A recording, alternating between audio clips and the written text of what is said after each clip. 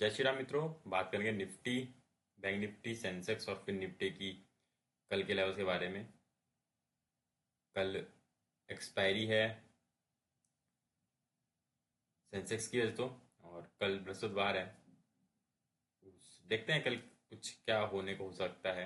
आज क्या था तो मार्केट का गिरावट इसमें कल बोली थी कि वो 50 मूविंग एवरेज छूने आएगा। तो 5 पॉइंट रह गए थे खाली, वो मूविंग एवरेज छू के चला गया। मतलब आज का लो देखोगे तो 70 था और यहाँ 765 है, वहीं से वापस चला गया।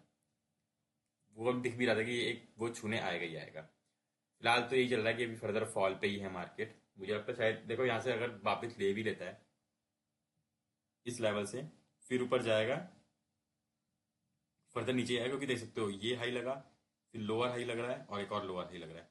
अगर जाएगा भी ऊपर तो ये मूविंग एवरेज जो है इसी के आसपास से फर्दर फॉल पे आएगा। ठीक है, तो अब यहाँ से कंफर्मेशन लग रही है कि मार्केट एक और डिप लेगा, और वो डिप हो सकता है धीरे धीरे 600 और 400 की तरफ आता हुआ दिखाई देगा निफ्टी 50। फिलहाल ये दिख रहा है, मूविंग एवरेज देख सकते हो आप, चारों मूविंग एवरेज, और फिलहाल जो मूविंग एवरेज के बीच में है वो है 20 और 50 के बीच में है, चल रही है। ठीक है, 20 और 50 के बीच में चल रही है निफ्टी 50 की कैंडल। और आरएसआई देखोगे तो आरएसआई भी नीचे आ चुकी है। ठीक है, धीरे धीरे धीरे धीरे आरएसआई भी आपको देख सकते हो नीचे दिख रही होगी आपको, ये 46 पे आ गई है वो भी। तो अब फर्दर फॉल पे ही दिख रहा है मुझे। एक दिन के चार्ट पे देख लेते हैं क्या कुछ है। तो 15 मिनट देखते हैं क्या कुछ चल रहा है, वो भी समझ जाएंगे थोड़ा सा हम कि कहाँ कुछ चल रहा है, क्या चल रहा है।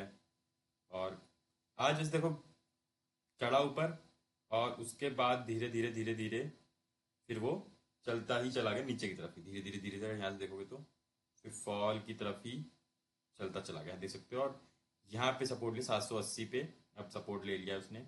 अब 780 मुझे लग रहा है कि शायद 780 के बाद यहाँ से जब गिरेगा कल, अगर 780 के बाद नीचे गिरेगा तो फर्दर फॉल की तरफ जाएगा। वो कहाँ तक जाएगा वो देख लेते हैं।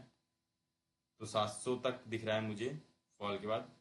तो यहाँ से अगर गिरता है तो 700 पॉइंट, 40-70 पॉइंट मुझे आते हुए दिखाई दे रहे हैं सिंपल से। ठीक है, 70 पॉइंट आते दिखाई दे रहे हैं मुझे इसके यहाँ से। शार्प अगर गिरावट आती है तो यहाँ से गिरते हुए दिखाई दे रहे हैं। बाकी फर्दर जब गिरेगा तो और फॉल आके दिख सकता है। चलते हैं ओवाई देख लेते हैं इसका क्या कुछ खास है।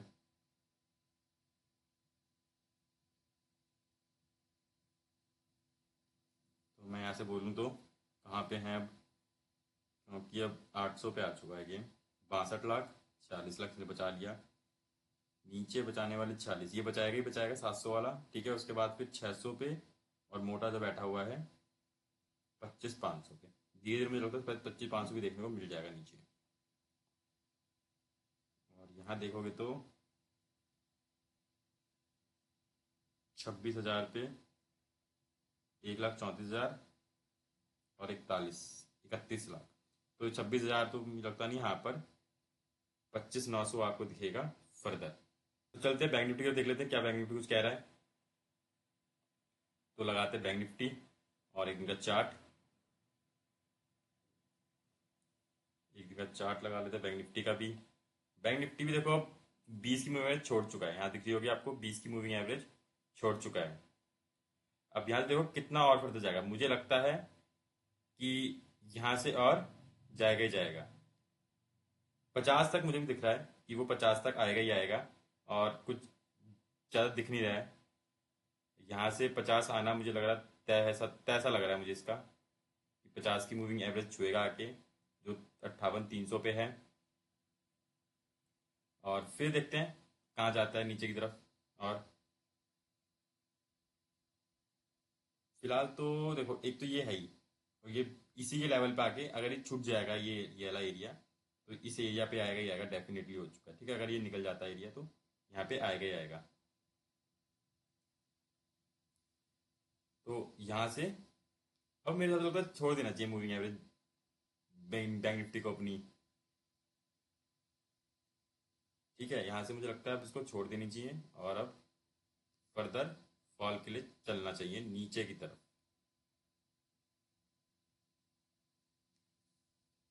और यहाँ से कुछ खास है भी नहीं, थोड़ा डीप ले लेगा तो कम से कम मोमेंटम बन जाएगा। बाकी बैंक निफ्टी का ये लेवल निकलने के बाद आप सोच सकते हो, हाँ ये वाला लेवल 750 का लो है, 800 का लो है। 750 के नीचे अगर निकल जाए तो आप मान के चलो 250 और फिर 300 की तरफ आ जाएगा बैंक निफ्टी। ठीक है, तो देख लेते 15 मिनट चार्ट क्या कुछ कह रहा है।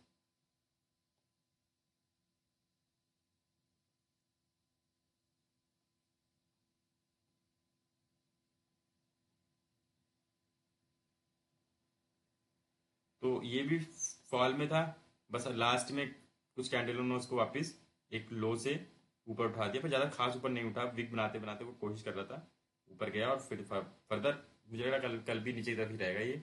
ऐसा कुछ खास दिख नहीं रहा है, मोमेंटम की शिफ्ट हो। ठीक है, रुपये का गिरना एक थोड़ा कारण बन रहा है, दिख रहा है। और बाकी देखते हैं फर्दर कब तक डाउन फॉल ही रहेगा। मुझे तो लग रहा है फॉल ही रहेगा अभी कुछ दिन, और उसके बाद कुछ होगा। तो ओआई देख लेते हैं अब। तो यहाँ पे ओआई देखोगे तो इसके नीचे है 58,58,900 पे है। ठीक है, तो 59,000 और 58 के बीच में है। तो यहाँ देखोगे तो 13 लाख बैठा हुआ है और यहाँ 12 लाख है, उसके नीचे है। फर्दर फॉल के लिए ही है मतलब। ठीक, रेंज बन चुकी है ये वाली। ठीक है, 58,500 से 59,000 के बीच में अब रेंज बन चुकी है, इसी के बीच में रहेगा। और बहुत ज़्यादा ऊपर जाएगा अभी तो 200 और 300 ये ऊपर की रेंज होगी, यहाँ पे रेजिस्टेंस मिल जाएगा और नीचे का चला जाएगा।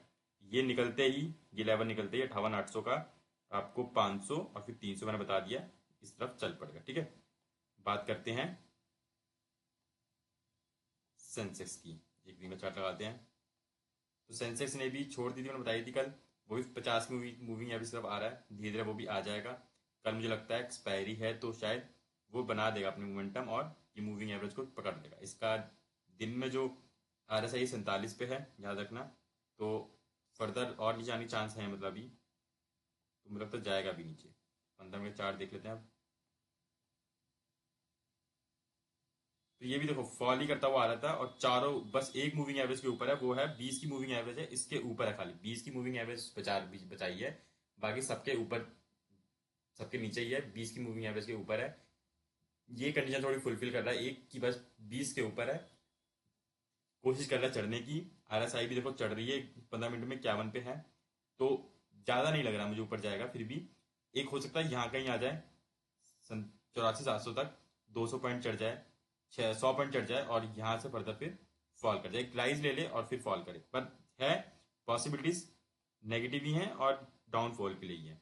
ठीक है, इसकी बात करते हैं सेंसेक्स की। ओआई की क्या कुछ है, कल एक्सपायरी है सेंसेक्स की।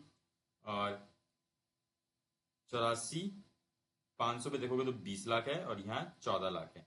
ये बचा के रखेंगे, कोशिश करेंगे बचाने की, क्योंकि उसके बाद अच्छा खासा बैठा है 12 लाख, 12 लाख, 13 लाख, और यहाँ इतना नहीं है। तो ये लेवल जो होंगे थोड़े मुश्किल पड़ेंगे बीएस को नीचे निकालना। शुरू खुल गया अगर नीचे बात अलग है, अगर खुल भी जाता तो पहले ऊपर ही आएगा, कवर करेगा, फिर अगर ओवाई चेंज होता है इस एरिया पे, यहाँ पे, तो फिर ये नीचे की तरफ जाएगा। पर फिलहाल इसी एरिया पे रहेगा, इसके नीचे सस्टेन करेगा 84,500 के नीचे, तो आपको दिखने को मिल जाएगा 300 से 400 पॉइंट का कट। ठीक है, सेंसेक्स में कल एक्सपायरी वाले दिन। ठीक है, चलते हैं देख लेते हैं फिर निफ्टी को।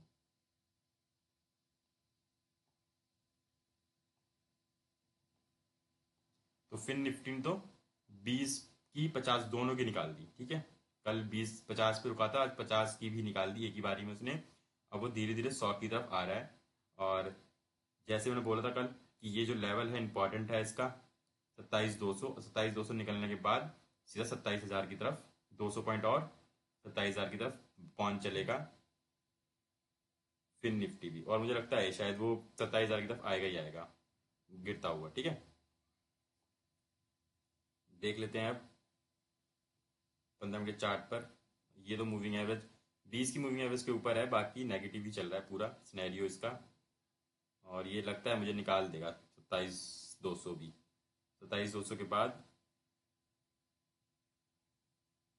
27,150 और फिर 120, मतलब हाँ वो धीरे धीरे आपको 27,000 की तरफ देखने को मिल जाएगा फिन निफ्टी, जैसा दिख रहा है इसमें। ठीक है, फिलहाल फॉल पे ही दिख रहा है मुझे मार्केट, धीरे धीरे करते करते चॉपिंग करते हुए धीरे धीरे वो क्रैश ही कर रहा है, और मुझे लग रहा है शायद और भी क्रैश देखने को मिल सकता है, और एक बड़ा क्रैश भी आ भी सकता है आने वाले दिन में। ठीक है, तो आई होप आपको अच्छा लगा होगा, मैंने आपको लेवल्स दे दिए, जानकारी दे दी ब्रॉडर मार्केट की, क्या कुछ चल रहा है मार्केट में। ऐसी जानकारी के लिए चैनल बने रहें। धन्यवाद।